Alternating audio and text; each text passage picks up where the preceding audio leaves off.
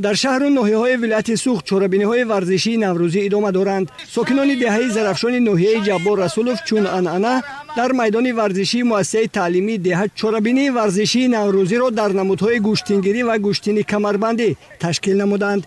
ما از ناحیه باباجان غفورов ورزشکاران را به مسابقه نوروزی ناحیه جبار رسولوف آوردیم. مسابقه به نهایت در سطح بلند گذاشته شده است. آینده می‌خواهیم که این مسابقه‌های نوروزی برگزار گردد و ما اشتراک نموده ملکه مهارت ورزشکاران را بالا برداریم.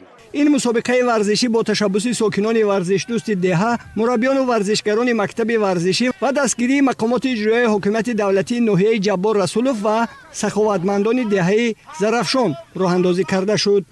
گوشتینگ نوروزی در دهه زرافشان به درجه عالی گذشته ایستاده است. فرزندان برکمال دهه زرافشان در چمپیونات‌های جهانی اشتراک کرده bayrak تاجیکستان را برداشته ایستادند و حتی از همین دیار کوچک ما 2 نفر جوان چمپیون جهان عاید به کمربندی می باشند. همه این پیشروی ما دستگیری جناب عالی محترم امام علی رحمان می باشد.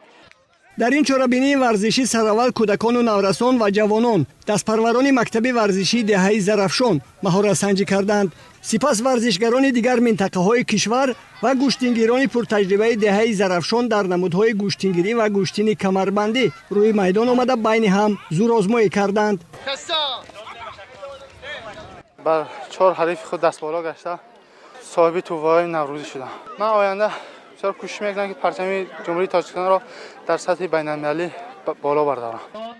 مورد به ذکر است که در دهه مذکور نمودهای گوشتینگیری و گوشتینی کمربندی در برابر دیگر نمودهای ورزش رشد یافتند. دستپروران مکتب ورزشی دهه زرافشان در مسابقه‌های جمهوریوی و چورابینی‌های با نفوذ ورزشی بین‌المللی و جهانی بارها به نتیجه‌های نظررس مشرف گردیدند.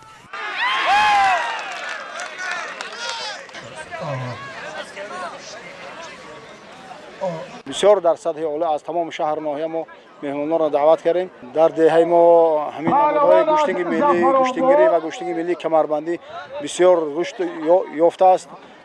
چنانکه میدونید ما در گوشتینگ کمربندی چمپیون جهان داریم و چمپیون آسیا داریم. چندین بازی‌های آسیایی جایزه دار داریم.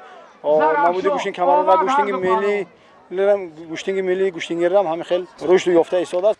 برای غالبان مسابقه از طرف تشکیل کننده های این چورابینی ورزشی تحفه های قیمتناک خاطروی تأسیس داده شده بود و همه غالبان قدردان گردیدند.